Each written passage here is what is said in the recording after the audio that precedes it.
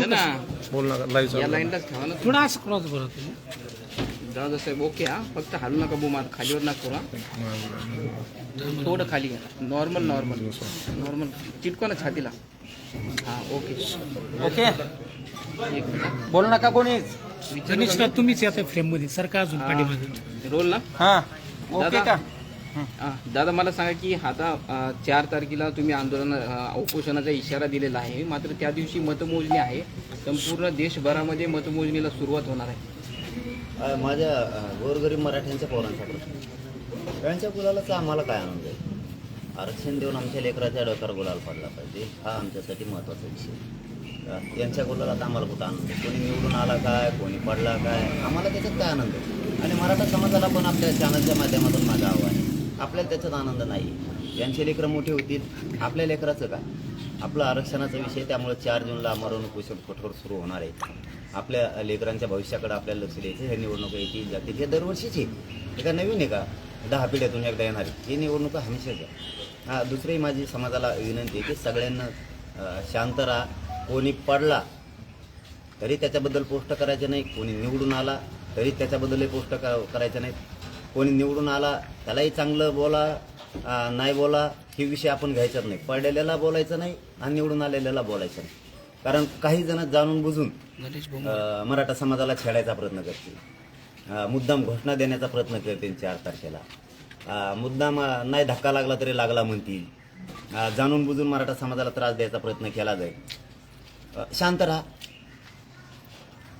संयमात खूप ताकद आहे शांततेत खूप ताकद आहे करू द्या त्यांना काय चुका करायच्या ती नंतर बघता येईल परंतु 4 तारखेला कोणी पडला तरी आनंद व्यक्त करू नका कोणी निवडून आला तरी करू नका आणि पोस्टसुद्धा कोणी सोशल मीडियावर पडला तरी करू नका निवडून आलं तरी पण करू नका कारण त्यांना काहीतरी कारण पाहिजे आणि त्यामुळे आपण सगळ्यांनी शांततेचं आव्हान ठेवायचे जातीवाद होऊ द्यायचा नाही सामाजिक तेढ निर्माण होणार नाही याची काळजी आपणच घ्यायची आणि पिढ्या मराठ्यांनीच घेतलेली ती जातीवाद हेच करतील पण मराठ्यांचं नाव खराब करायचा प्रयत्न करतील त्यामुळे आपण सगळ्यांनी शांत राहावं आणि बाकीच्याही बांधवांनाही विनंती आहे महाराष्ट्रातल्या सगळ्या बहुजनांना की झालं गेलं विसरून गेलं तर बरं होईल शांतता राहिली पाहिजे राज्यात कायदा सुव्यवस्था बिघडली नाही पाहिजे हे माझ्याकडून जाहीर समाजाला आव्हान आहे की सगळ्यांनी शांत राहावं आणि मराठ्यांना तिसऱ्यांदा आव्हान आहे की या गुलालात आपल्याला आनंद नाही आपल्या लेकराच्या डोक्यावर गुलाल टाकायचा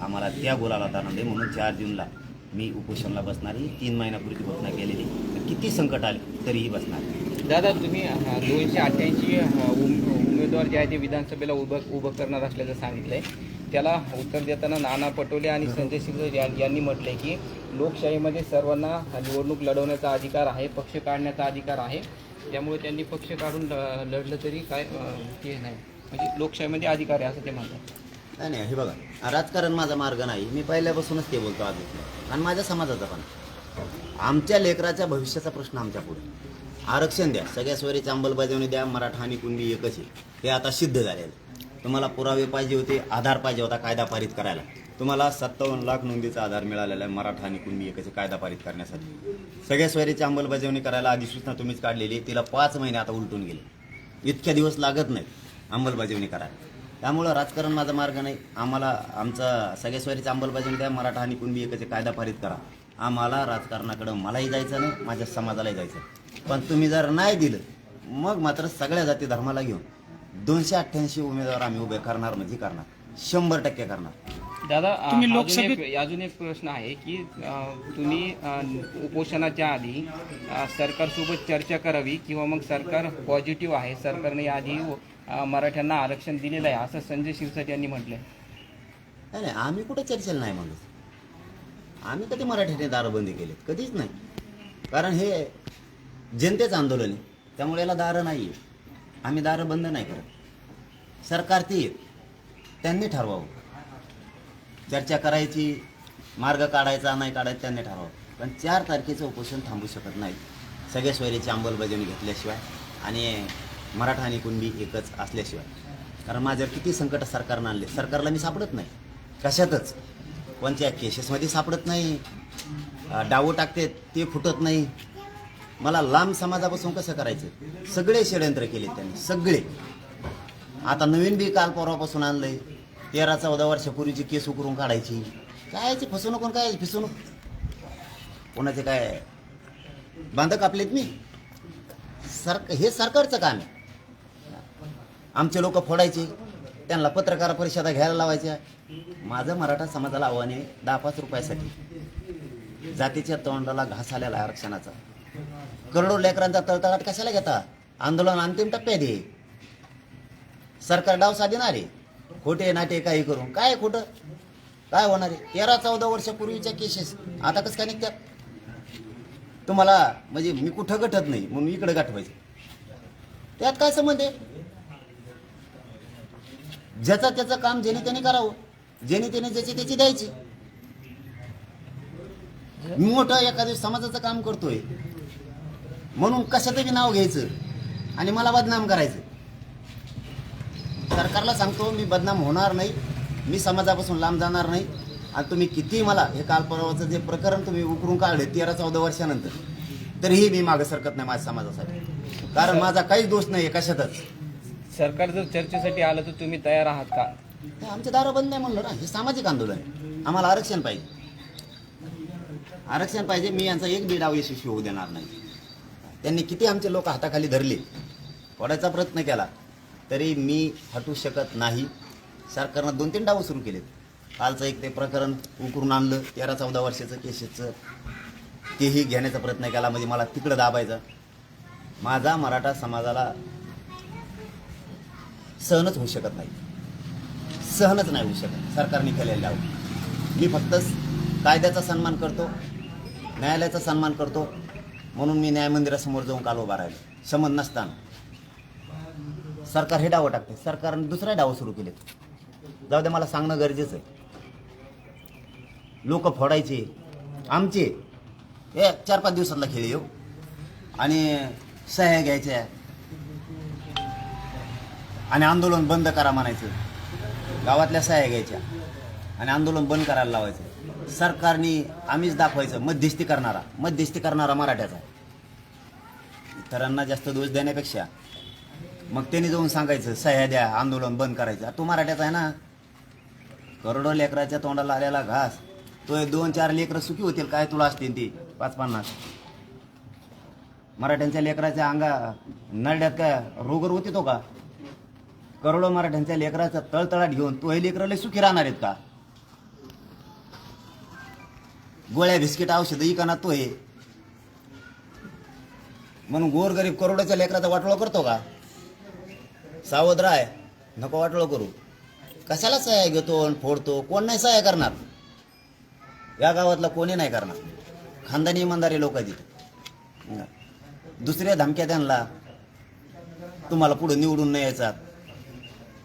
खानदानी पोट्टे म्हणायला लागते ना गावात.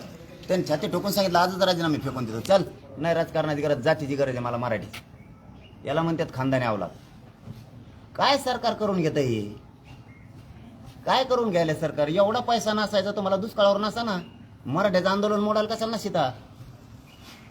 कशाला नसेला? कशाला साहेब कोण सही देत नाही? कोणाला मराठा असो किंवा गाव लेवलचा महाराष्ट्रातला ओबीसी बांधव असो, सगळ्याला वाटतं गोरगरिबाच्या लेकराचं कल्याण झालं पाहिजे.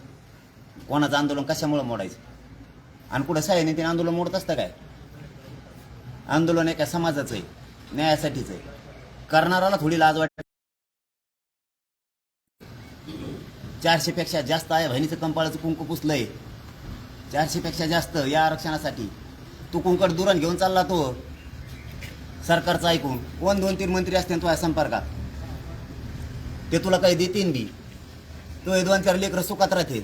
बाकीच्या लेकरा जर तळतळाट लागला ना, कधी रात्री लेकडं वाकडे होतील कळायचं सुद्धा नाही तुला. नीट राय, कळायचं सुद्धा नाही. इतका तळतळाट बेकार असतो गोरगरिबाच्या करोडोच्या लेकराचा. हा, हे पाप कुठं फेडणार आहेस तू? थोडीफार चिरीमिरी घेशील, सहाय्य करणाराला वाटशील बी, सहाय्य घेशील, निवेदन देशील. आंदोलन बंद होत नसतं. तो निवेदन दिलंच नाही तर 10 लाख बी सहाय्य घेतलं तरी आंदोलन बंद होत नसतं. पण ध्यानात ठेव, मराठ्यांचा गद्दार म्हणून नाव पडून देऊ नको.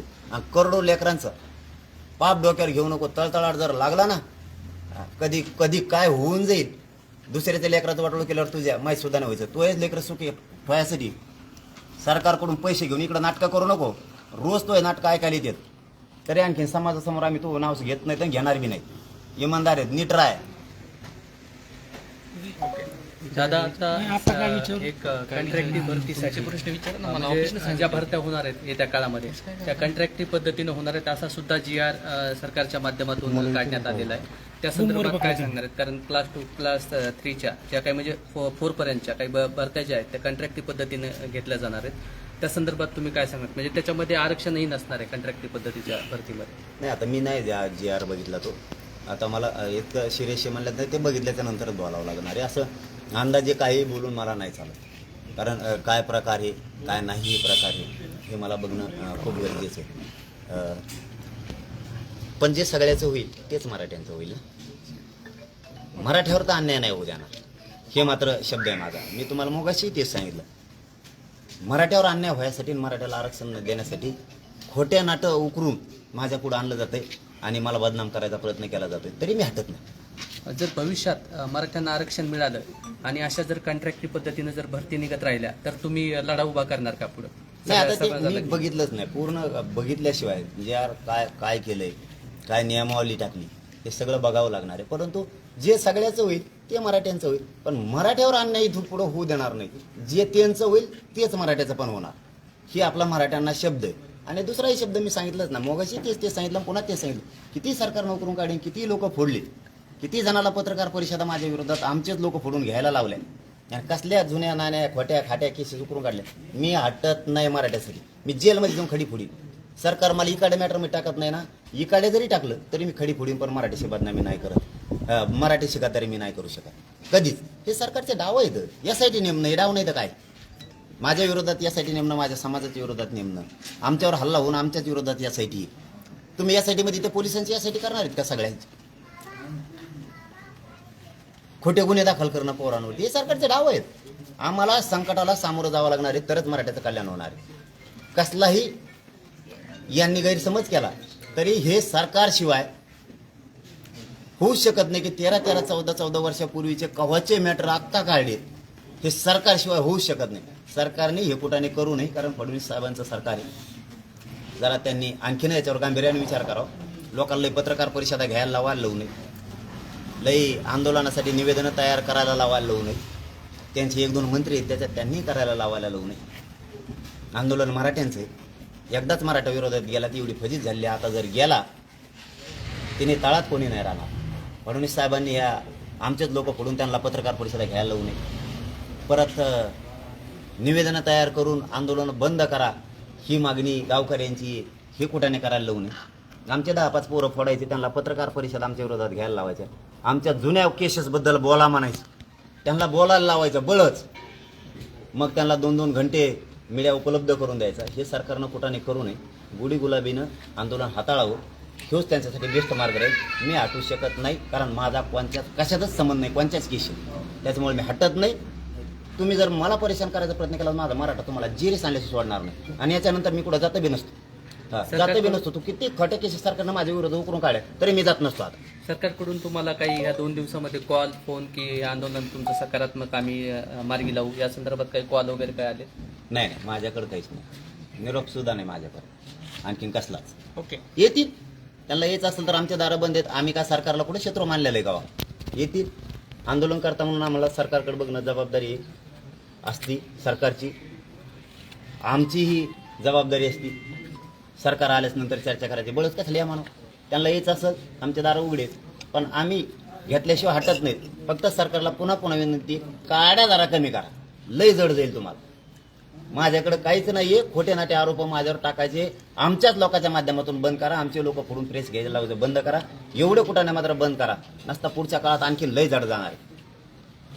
ओके ना. ओके, जेवण टून घ्या. लय गा म्हणते. कूलर लावा ना ते आता. अभी कूलर लाव दे.